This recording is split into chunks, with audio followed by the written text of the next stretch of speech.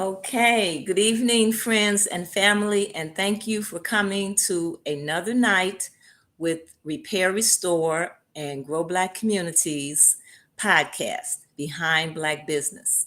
And as you know, for us, all of our guests are special, and we have another special guest here tonight, Aisha, who is the proprietor of Rose Café.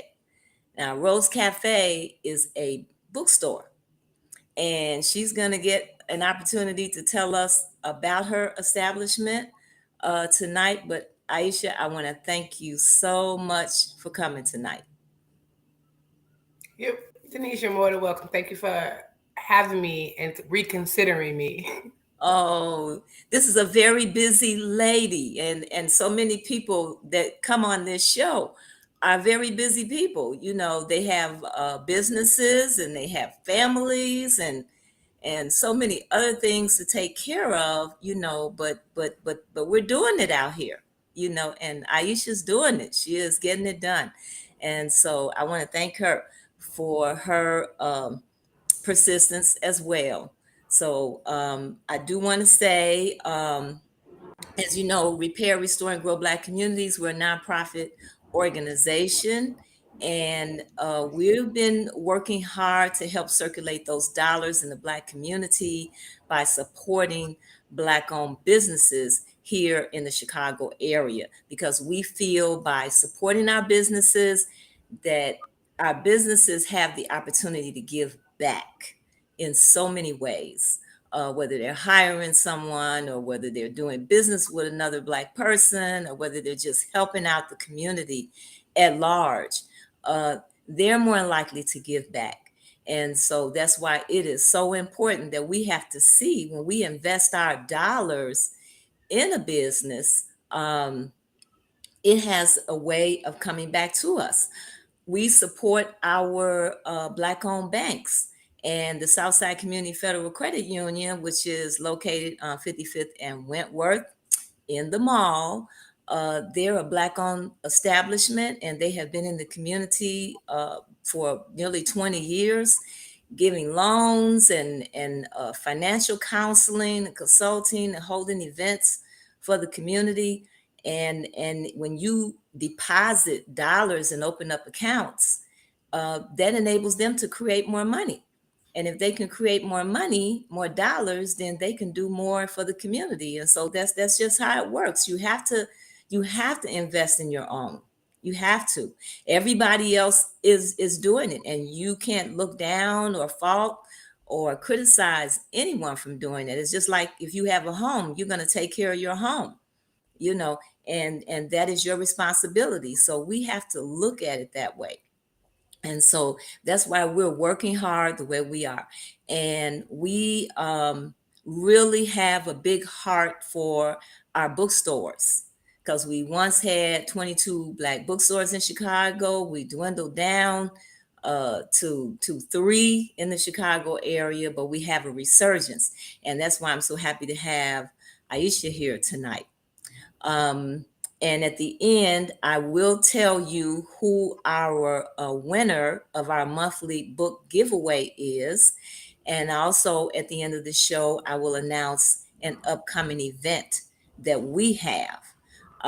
This month, our bookstore of the month has been The Book Joint, located at 330 East 51st Street in Boxville, where all those cute train cars are, and there are businesses in those train cars. So when you drive by there and you see those cars and those pretty colors, those are businesses in there. So stop by and check them out. There's a plant store, Plant Lovers, that we had on our podcast last week, that's located in Boxville.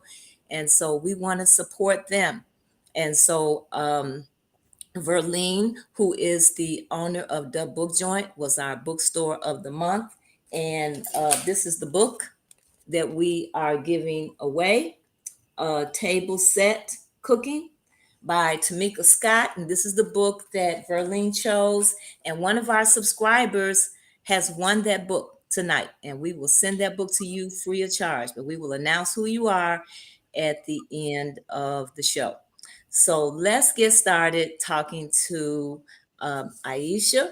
And Aisha, as I stated, is the owner of Rose Café.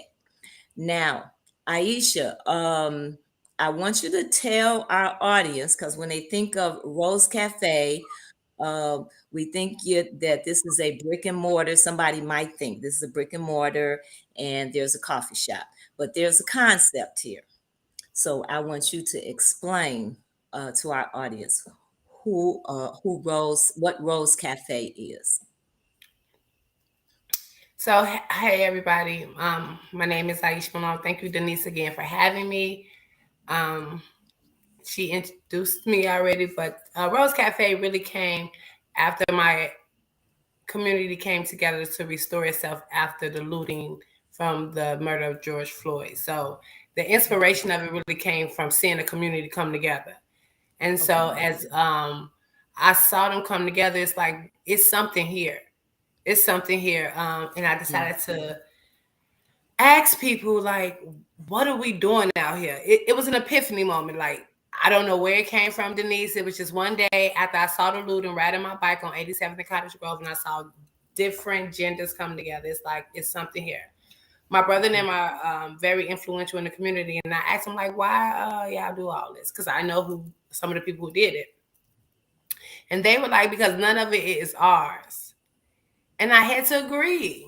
mm-hmm, Um, I mm-hmm, I have my feelings about how the tactics, but nothing around here in Roseland is ours. mm, Um, I have generations in the community. I heard some things used to be ours, and I'm like, well, let's get something that's ours. But not let's not just get anything. Let's get something that's transformational. I am a reading teacher. I've been teaching for 13 years, so I do know the importance of being exposed to literature and representational books and mm. words itself and conversations and high level conversations. Okay. And I had that wild idea like books can stop the violence. Okay. Okay. You Because know? you actually have a T-shirt out, Mm-hmm. right? Yep. And we was marching. We marched And from Chicago. what does your shirt say? Guns down, books up. Guns down, books up. Really simple. That sounds like a great mantra, to state, because that's where we are. We feel as an organization um, that reading is really important. There was a time when we had these anti-slavery laws, anti-literacy laws rather, and with those anti-literacy laws, we were not allowed to read or write. We were, as a people, were not allowed to even own a book. And many of these slaveholders were illiterate themselves. And so our learning to read was a threat to that whole system of slavery. So when we started to learn how to read, it proved to be beneficial towards the development of our freedom. As we learn to read, people started learning about the laws, and people started going to school and getting, educated and getting certifications, and being able to tell our people what we needed to do, how we needed to address the government. We had great people like Thurgood Marshall, out there, and these people were literate, and they were avid readers because they wanted to know so much of what we didn't know. And as a result, we were able to move through slavery, through Jim Crow, through the Reconstruction, went through our civil rights movement. You know, those people who moved us through that journey, you know, uh, they were literate. They knew what to do. And so today, um, for people not to be reading is a problem in our community. And so I think that was a good move on your part. So with your concept of Rose Cafe, now you have a brick and mortar? So no, that's the end No. result. Okay, We are that's what getting you that's the end result. okay. So how is it Rose Cafe? How did you come up with the cafe? Because when I think of cafe, I think of coffee. So And in a place of communion, right? A mhm, place elegant in the community. mhm, You don't hear cafe in Roseland, right? right. It doesn't sound right. It's a little bougie. Okay. Okay. It's a little bougie. It gives it a little bit more class. Ah, Because okay. we are more than what people think. Okay. You know, it's one thing I like to tell people. It's a lot of professionals in Roseland. Granted, we may not hang out in there, but we live there. Miss Okay. Illinois stays on 108th and Airbrook. I have a Okay. judge building their house right next to mine. Okay. So you know that whole negative connotation that you come from with Roseland, we're trying to change it. My brother has an AAU team now that's called Roseland Rockets. Um, Okay. you hear Roseland name at the White Sox. You know, they let me come down there and speak. I got that. They honored me one Monday for Southside Business. So then just to see like Roseland on White Sox screen, Okay. not Roseland someone got killed, not Roseland someone got robbed, not Roseland bookstore, Roseland AAU team, Roseland Miss America, Miss Illinois. So it became a flower is beautiful. The rose that grew from concrete. We did it from the poem Tupac, the rose that grew from concrete, because I really believe that. Tupac mom used to always say that like she never played about books in her house. So when they did a interview with Afeni, his mother, she said like that's one thing she didn't play about books was everywhere. I like that idea of having books Hmm. everywhere. Hmm.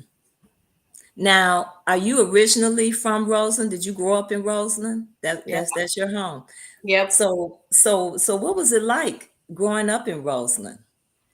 So when I was growing up, my dad took me to Carter G. Woodson Library. No, it was not Roseland because there is a library on 111, but it never did what it was supposed to do to grab the community. And as you get older, you think about, damn, why the library wasn't having activities? Like Oh, why did my dad take me all the way to 95th and Hosted to the library? Because I lived on 114th in Indiana initially. The mm-hmm. library is on 110th in Indiana. Imagine me walking down the street besides waiting on my dad to come home to take me because I always wanted to read. So I just read the newspaper that was delivered. Mm-hmm. Um, So and your growing up, local library was not offering, it wasn't attractive. wasn't attractive. It wasn't attractive. Mhm. It didn't have signs of things in the grass. It wasn't. You walk past it. It wasn't grabbing you. You know, like to say, come in, read a book. But Carter Mm-hmm. G. Woodson they have things in the window. Sure. It was just like, oh, a library. A library. People walking right past it.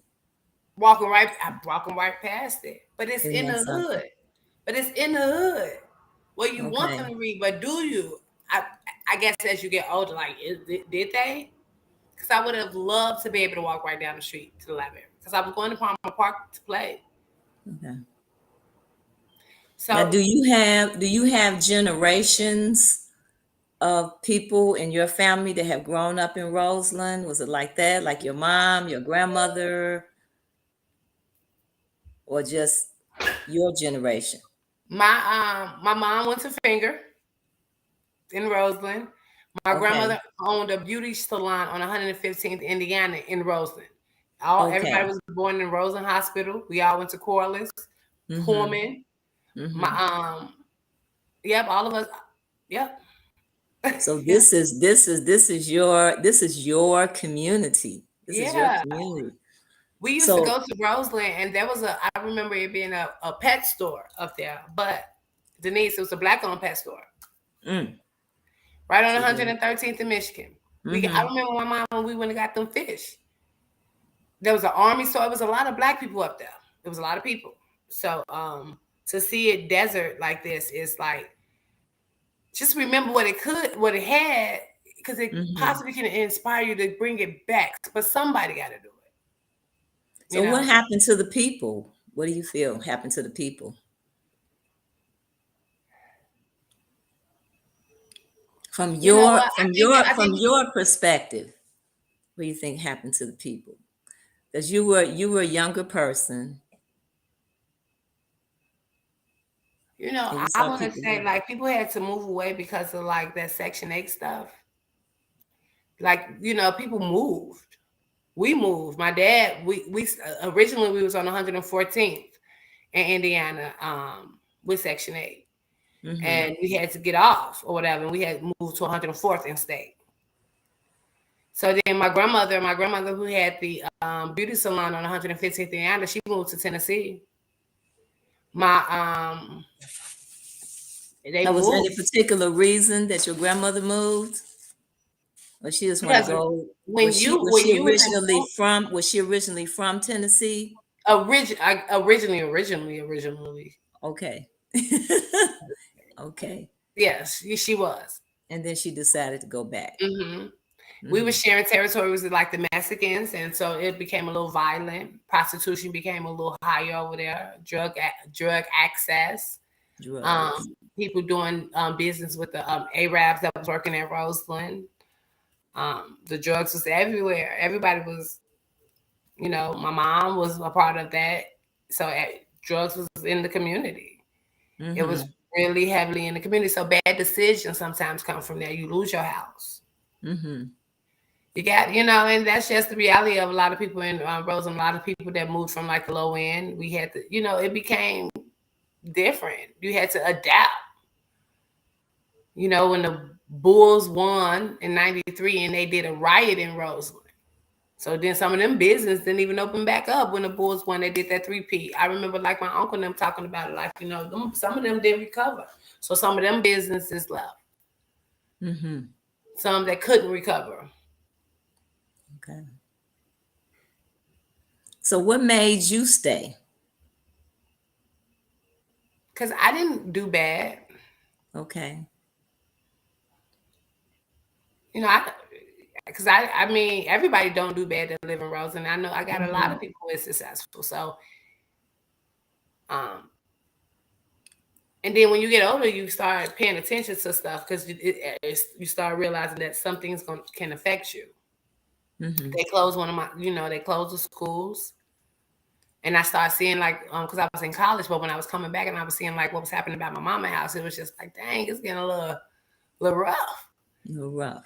A little rough. The schools is merging, and like people are territorial, and now people are violent right down the street. And my brother went and got a master out of being in the gang and stuff. Like I've seen beauty in here over here, and I can't leave my mama. You know how Mm-hmm. and so if I gotta be here to because we big on family, if I gotta be here because of you, mom, let's make it livable. Let's advocate a little bit. Let's even though I didn't have the bookstore, I was like president in at Corliss. Like I Mm-hmm. always was just gonna be a a role model. That was it's Sure. funny. That's my Google account. I had in high school. It's called Role Model 103. Okay. I think I always knew somebody had to show it because it was possible. That's right. And then, like you said, everybody didn't fall.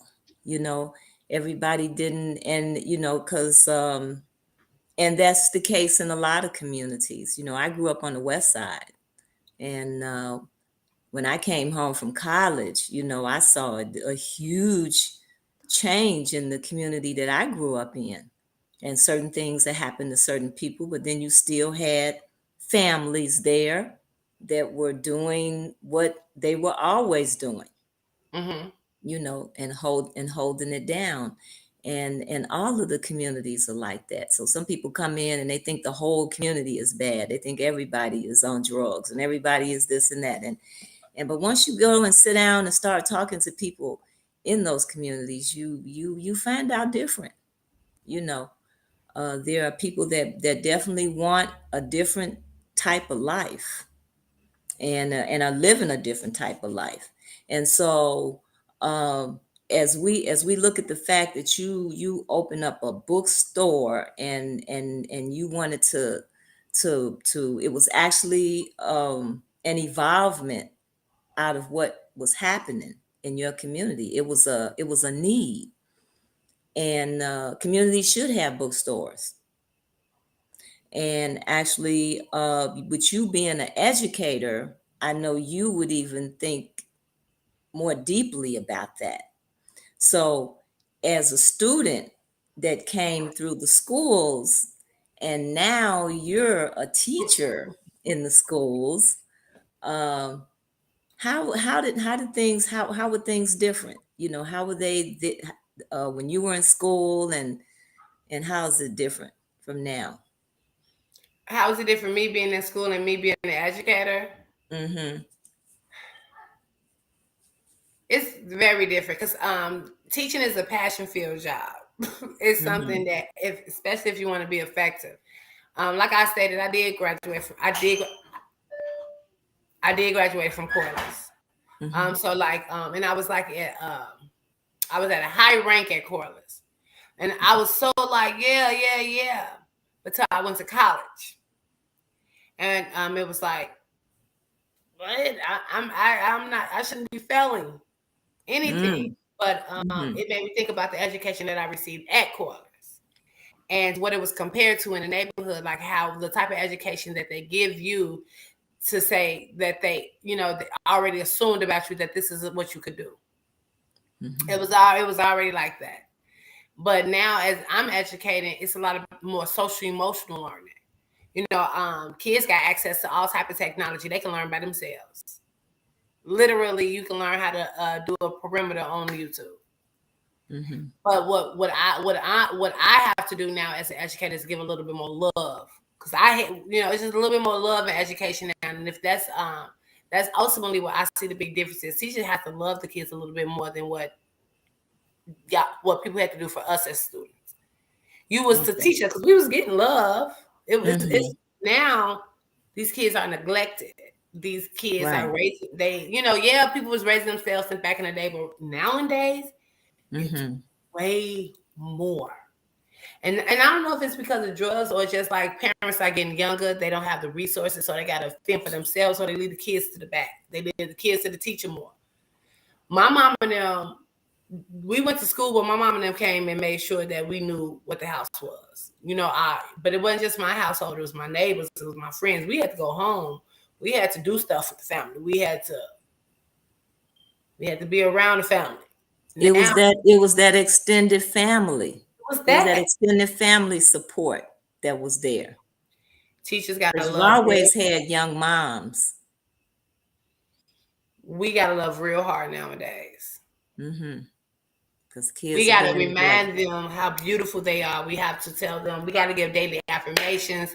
We have to tell them. We have to make sure that remind them what's real, what's fake. We got to let them know what their options are. A lot. It's heavy on the social emotional learning nowadays. Mm-hmm. Wow.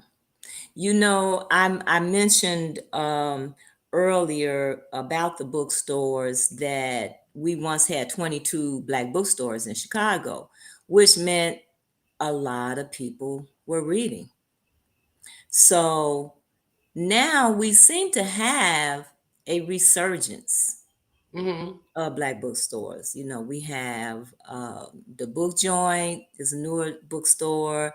Soulful Chicago bookstore over in Pilsen, Semicolon in Wicker Park is a newer bookstore. Your bookstore is a new Rose Café is a newer bookstore. Um, let me see, what's that? Was there another one? Sada Kirkland Soulful Mm-hmm. Chicago Book Fair.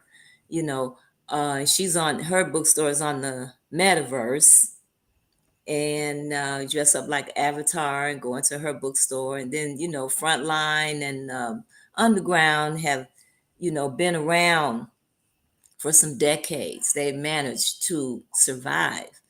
And then somebody was mentioning another bookstore, possibly on 110th in Michigan. I don't know if you know about it, but somebody was Mm-mm. mentioning something possibly there. So there seems to be. Oh, and then Afriware. I never Oh, forget. 110 burst into books. Burst in the books. It says on Burst into 105th. 110th. 110th. Okay, so there is one. Someone was Yep. just So telling me about it yesterday. she's like a mentor of mine. Jarima. She's the one who just awarded me with the Change Making Award. She's doing Okay. so much with literacy. She just had a wow fest. I have to introduce you to her. Okay. I have to Okay. introduce you. Oh, I have to. She's doing a lot right now with literacy in the neighborhood. She just had a whole literacy fest in Roseland. Okay. And see, Afriware in Zinga, she's out in. She Mhm. used to be on the west side, but she's in Maywood now, and she does a lot out there with her bookstore. And so, why do you think we have this resurgence of bookstores now? Because most of the people feel like they, oh, not interested in reading, and some people are saying, oh, I'm not interested in reading, but we seem to have a resurgence in Black bookstores. Why do you think that is? Denise, I can't tell you really because Mm-hmm.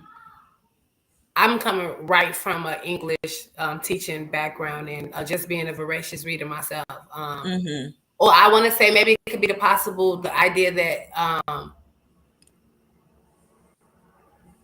people are inspired. Mm-hmm. Maybe everybody's inspired. Maybe we're tired of the old stuff. Um,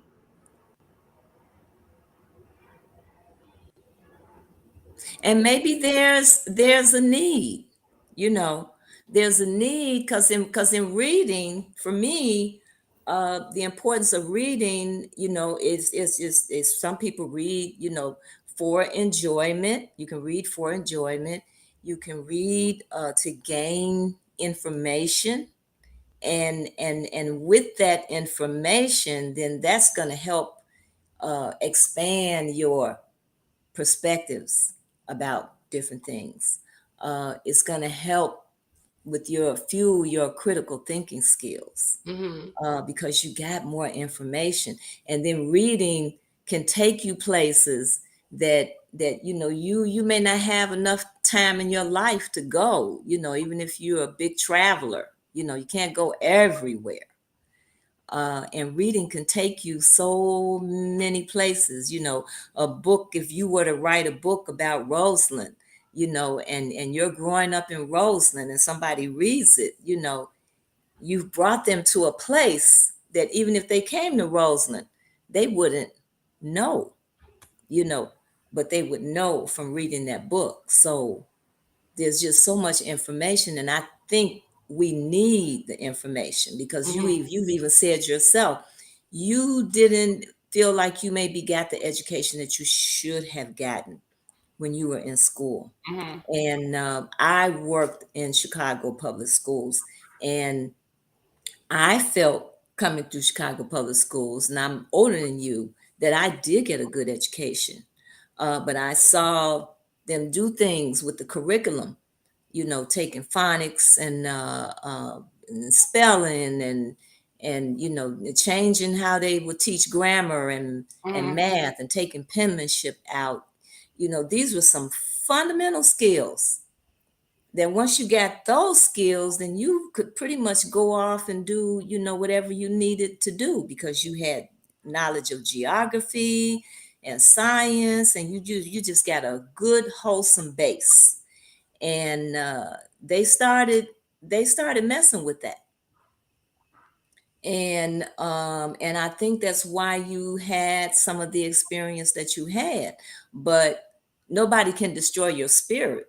mhm, And so in your spirit, you still had that desire to learn, and you had the capacity to do more than what they gave you an opportunity to do. And that's how you were able to excel and supersede in spite of. But so many people, weren't able to do that. So, yeah. So within your bookstore. Now your bookstore is online, right? Hmm. Okay. So what are some of your favorite books that you have that I'll start out with some of your favorites books that One you of like my to read. one of my favorites right now. I loved Last Time on State Street. Uh, it was really really good. I love Cass by Isabel Wilkerson. That's one of my favorites. Um, Now what's the name of that one? Cass, about the caste system. I'm big on nonfiction. Okay. I'm big on nonfiction nowadays. It's I don't know. It's a new thing. Okay. Uh, yeah, yeah. I love black authors. I've read they all are my favorite. Denise. I don't know. One of my favorites to read with the kids is Bud Not Buddy. I'm a big fan of that. Wonder by PJ Bocasio. Okay. I like of Mice and Men. So it's I read. So I gotta say they are my favorite. I love books. I haven't read a bad book. There's some books I'm like, I always Now do your do your children like to read? my oldest is a voracious reader. He's me. He's one of Okay. the reasons. And that's why I say like I can't really tell you why a lot of people open up the bookstore, but we didn't want to keep leaving our neighborhoods to go get a book during COVID because Mm-hmm. we was reading so much. It was like, oh mom, like why can't we do it in our neighborhood? We've had those conversations. Mm-hmm. We've Mm-hmm. pulled up to Wendy's and we had like a horrible customer service. Mm. And my son was like, "Mom, you know what? You should give her a book." I, when he said that in my head, it said, "Whatever we're doing, whatever I'm doing out here, whatever I'm telling you, books can do, is working. It's Okay. working." And I was excited about that for my son. Absolutely. It's like, "Mom, you should give her a book." And it was like, you know what? You're right. You're right. She need a book because Mm-hmm. books teach you not to be ignorant. Yep. We've had those Yeah. conversations. I'm blanking like that with my kids. Like, if you don't want to be ignorant, go read. Okay. Okay. It sounds like a winner to me. So now off in your bookstore, what are some of your big sellers that people are purchasing? What are they purchasing? We sell a lot of cast. We sell a lot of cast. We sell a lot of kid books. We sell a lot of kids middle school books. So anywhere from third to eighth, like a lot of parents, we get them to get their kids some books. Um, we sell a lot of Oprah best recommended books. Okay. Oh, the ones that she recommends. Hmm. And we Mm-hmm. do a lot of Chicago authors. All of our Chicago authors. We are Oh, one thing that Rose Cafe do is we highlight local minority authors a lot. Like I got a friend from okay. Julian who wrote a book. A lot another. I did an interview with Harold Green with Black Roses and Black Okay. Oak. I did I do in author interviews. So all my Chicago books go really really fast because I advertise them in such a way. Okay. That's wonderful. That's wonderful. Because I know when we've had some authors on our show, and that's the first thing I'll ask them. Where can people purchase your books? And some of them will tell me, a black bookstore, and some of them will say Amazon, and I'm like, Hmm. well, I know people purchase on Amazon. I said, but if you are an author, and especially if you're an author here in Chicago, you should be definitely taking your books to some of our bookstores, and so they definitely need to be going to Rose Cafe. Yes, Uh, because we abs- buy the books from them and resell them. So you it's buy not them. like, so our support is let us buy them wholesale and then we'll Hmm. sell them in our market. We get to talk about it. We get to show your books on our platform. So it's, Okay. it's it's everybody helping everybody. I help Okay. sell, I get exposure, let people know what I'm selling. Okay. Okay. Okay. That's wonderful. I like that. I like that. I like that. Circulating it. Absolutely. Um, Now, how can we as a community, um, reading is very important. one of the events that we have coming up is about reading, and I'm so happy to hear so many different people jumping on this. Hmm. You know, and I think what needs to happen is we all need to know that everybody is doing this. You know, it's like you're doing all of this great work, and certain people know that you're doing it, and then there's a lot of people who don't know. Somebody else is over here doing all of this great work. We used to be able to connect, so whenever anybody was doing something, everybody knew about it. Hmm. And but it's happening, and so I'm glad, I'm very happy that it is happening. I'm And happy about so we just got to find a way to connect the dots so that everybody, all the bookstores are knowing what everybody else is doing, and everybody is always there to support each other. I think that's what's going to be really important. And so and you being a teacher, um your parents were involved in school, you were involved in school. How, our schools are really going through some changes right now. um and we want to get our books, our black books, into our schools. Do you see a lot of our black books in our schools? I am so excited that you said that, Denise. I don't know if you saw I don't know if you follow Rose Cafe on Instagram or any social media platform, but we Hmm. are a CPS vendor now. Hmm. So I do CPS library makeovers. I've done 3 schools so far.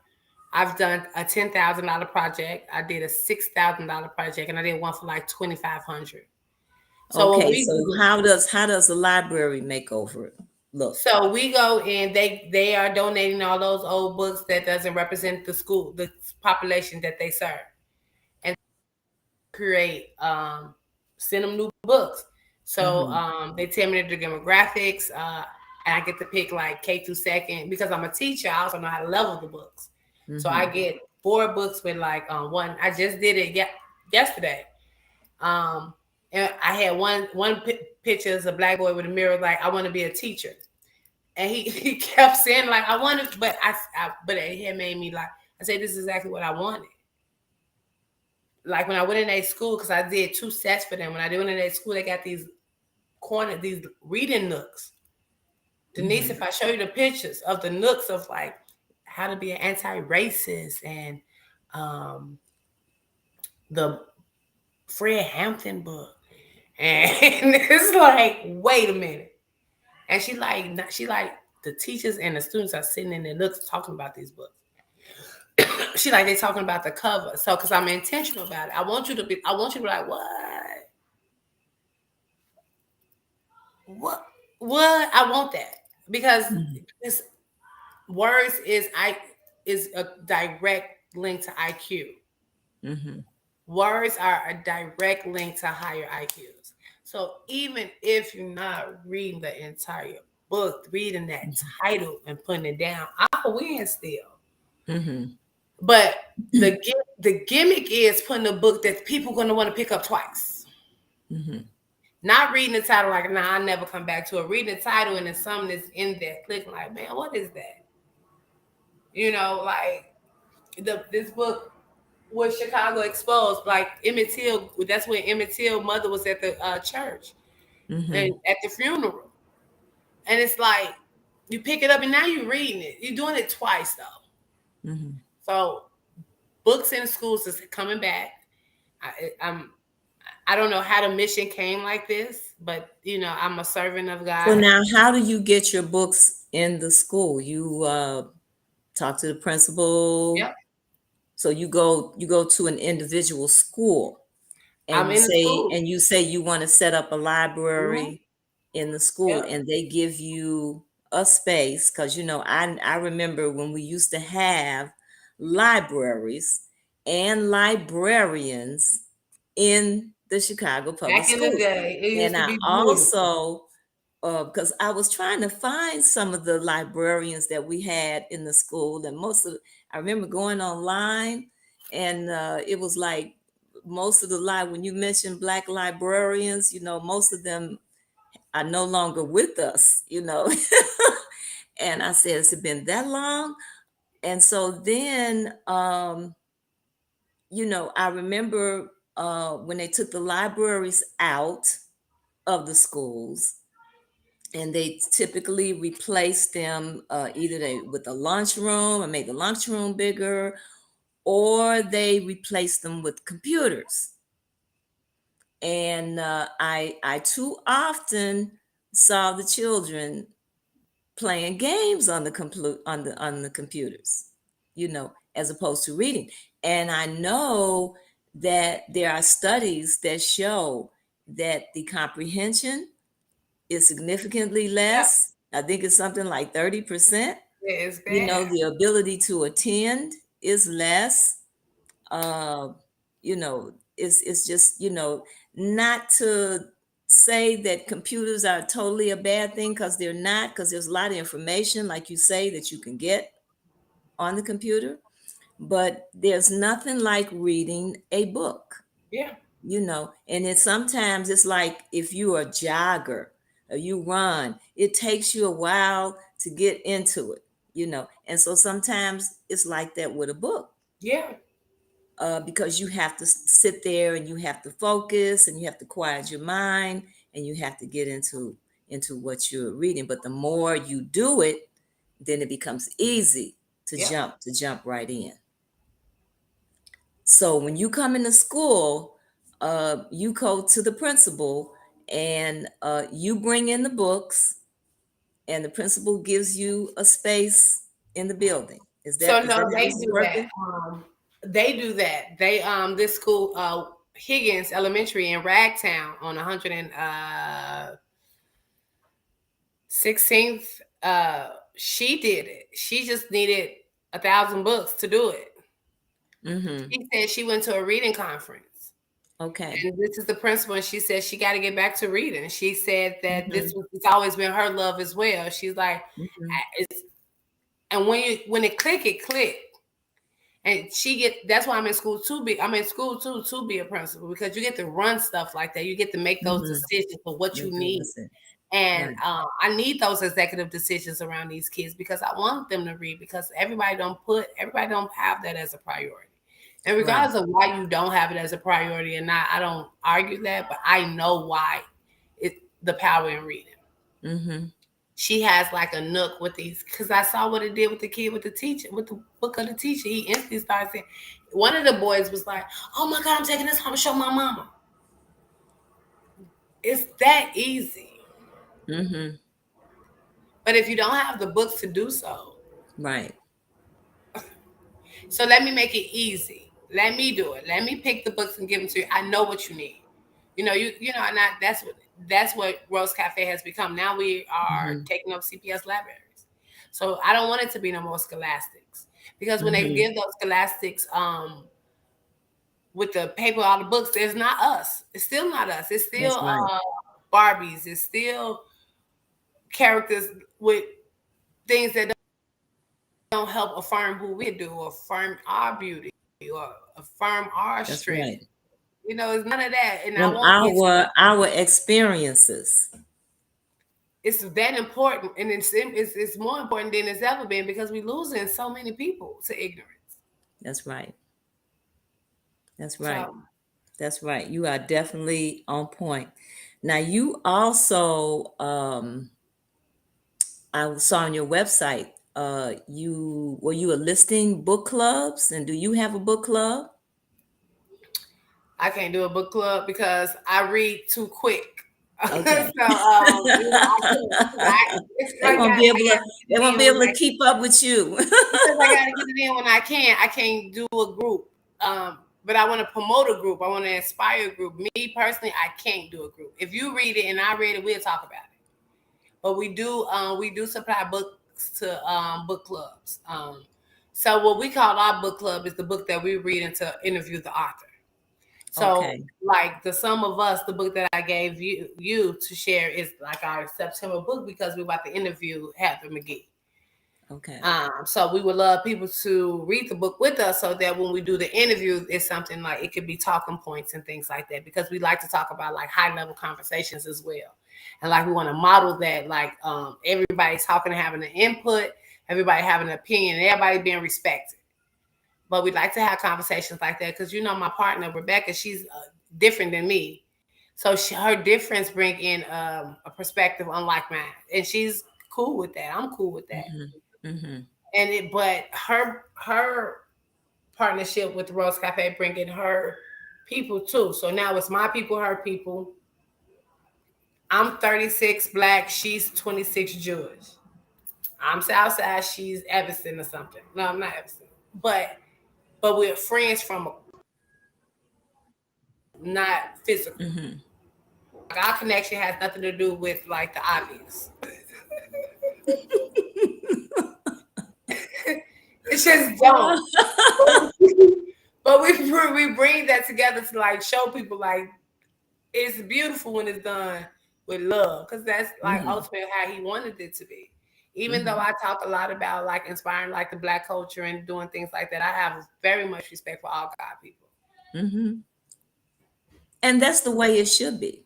It's just that as Black people, we always have to operate under this umbrellas. If you say black, oh no, don't say black.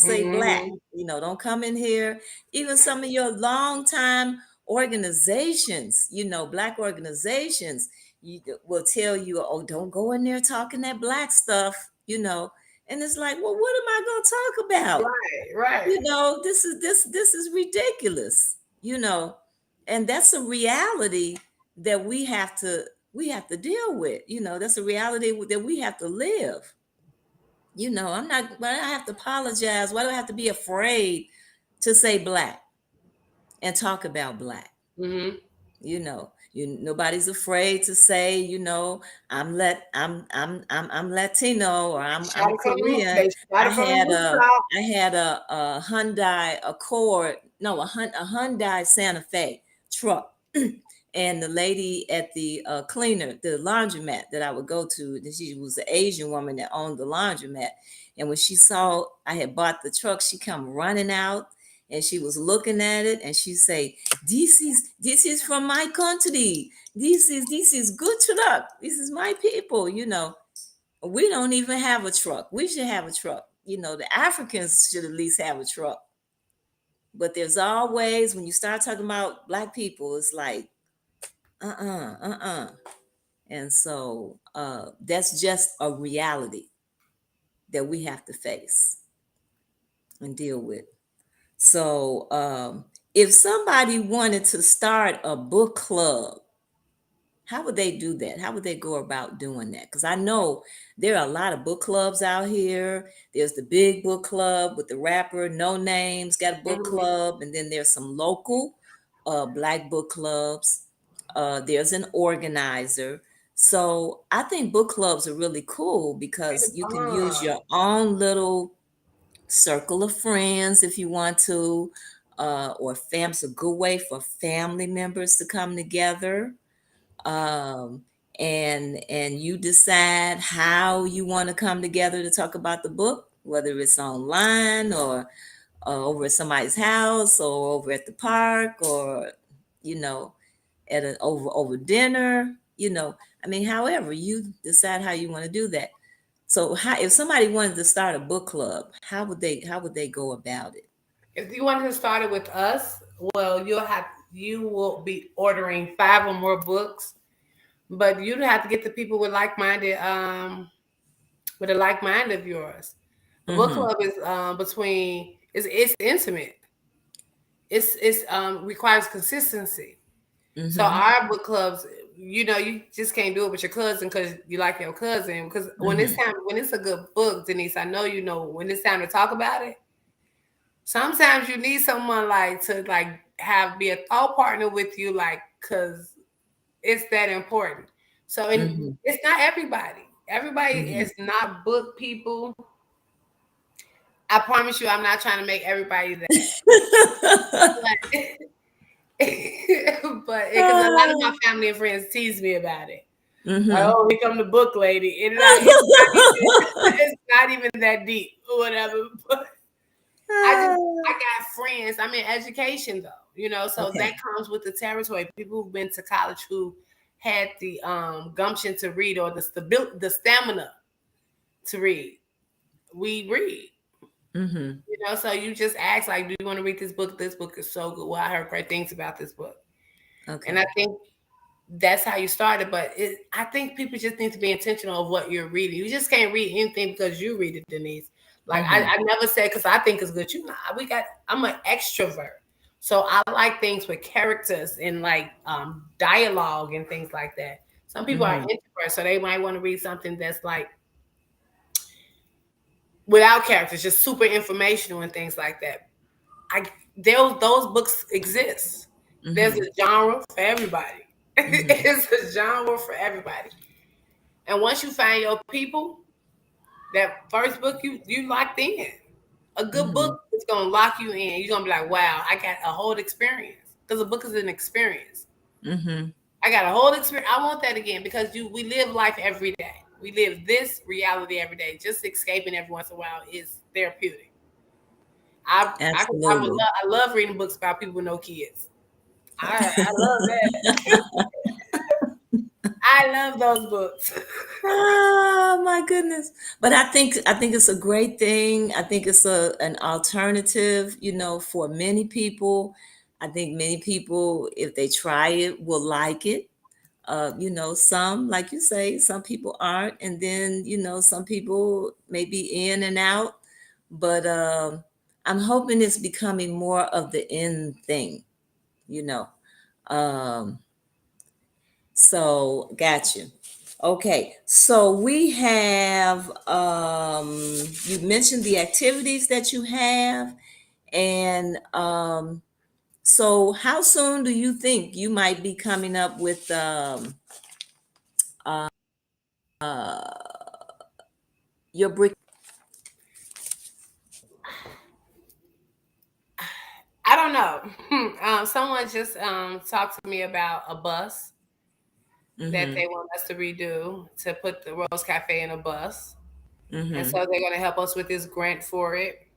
Okay. So for me, I think honestly, I'm just being obedient. Mm-hmm. What I want, what my mentors tell me, it might be bigger than what I think. I don't want to rush Mm-hmm. anything. I'm Mm-hmm. still getting books out here right now. We've given out 10,000 books to the community of Roseland. When I say 10,000 books, it's like good books. Mm-hmm. Like I'm putting the books like casts in people houses over here. Like I'm doing that, and so I think the mission is getting filled with or without the brick and mortar. I Okay. The end result is a brick and mortar, Okay. but we're LLC, so we didn't get a lot of opportunities for grants that we would have gotten if we was not for profit. So now we're working. But this is 3 years Okay. later, thinking like, oh, you could be a non for profit. Everything is like a learning game for me. Um, Okay. they want us to do like we've been given opportunities with the not in neighborhood opportunity for 114, but Mm-hmm. like they kind of look at like we can't find the owners, so and I literally don't have the time to like sit and focus 100% on that. So Okay. okay, I'm gonna get okay. So you can't find the owners. I'm gonna call them later. Okay, but because I still have to. I'm a teacher, and I'm in school, and then I'm a single Okay. parent, and so I'm just like I don't want to drop the ball on anything. So I just say, God, hey, whatever you want, I do. Just don't make it Okay. hard on me because in doing what I'm doing, it's not hard. It's full. It's a full Mm-hmm. schedule. Mm-hmm. Hard. So I don't know if like right now is the best time to do this brick and mortar, especially since I'm in Okay, so you're following your spirit, you're going with the flow of things, and it's all working out, and that's all cultural. Our school. people often operate on that I level, like that you said that. Uh-huh. So it's all good. I like I that. just had I had but I had to ask. Yeah. So I'm gonna let you have we got a few more minutes here, about 5 more minutes before the end of the show. I'm gonna let you have some closing remarks here. and definitely let people know if you have some events coming up, and what you're going to be doing. Um, in closing, I just really appreciate you being a thought. I think you being a thought partner with me, even just talking about the brick and mortar and like what it said made me say something about it, right? And I often advocate for like speaking things into existence and getting it out of here and out Mhm. here so that it could be neaten up from somebody else sometimes. Sure. So I appreciate that because that made me think like, okay, what is next? What we gonna do, Isha? Um, right now we have the Lit Fest coming up. We set up and we sell Black books at the Lit Fest. I try to do that aggressively at places like that, because of the demographics of who's walking out there. I need everybody to understand us. So, Mhm. and that's just a personal thing for me. Mhm. Support for me is following me and watching my journey and just rooting me on like, good, that look good. See, they hungry. But it's just There's sharing your my kids. story. Buying books for me is cool, but telling people about us is even cool. My Okay. partner and co-founder, she just won the Obama scholarship, Mhm. which is where she gets the opportunity to talk to the Obamas, and they are advocates for like reading in the neighborhood. So Mhm. we are thinking like that's gonna be huge for Rose Cafe, Mhm. and just literally praying for me. This Okay. I'm nothing without God. And I always want Okay. to make sure I tell everybody that this is him doing the work that he knows. And he just picked the right person to do it. Because I'm doing it Okay. genuinely and I'm doing it humbly and I'm gonna do it. I just Okay. that's me. Wonderful, wonderful.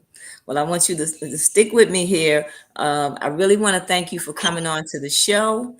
I did say we would be announcing our winner of the book of the month here, which is Table Set Cooking by Tamika Scott, Taste of South, A Taste of the South.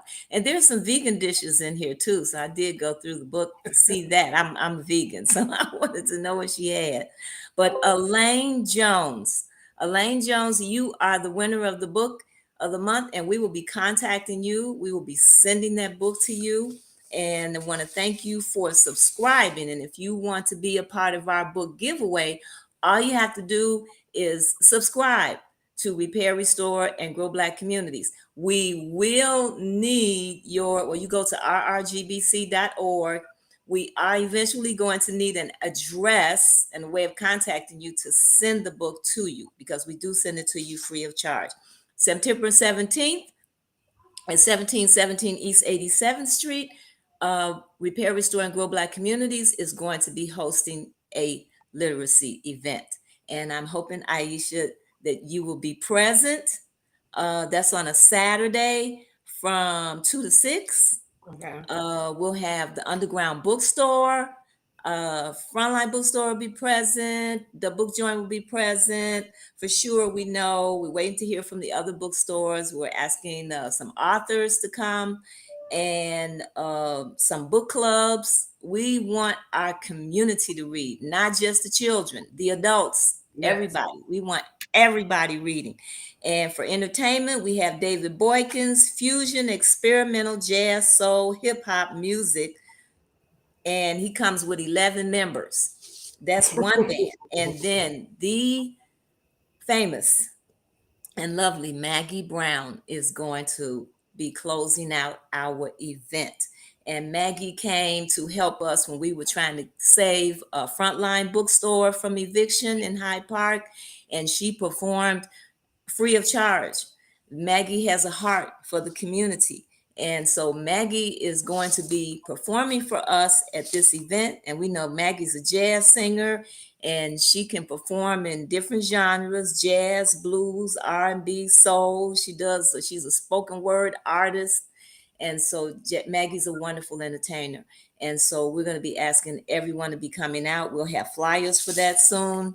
And Aisha, hold on. Everybody, I want to thank you for coming again, and good night.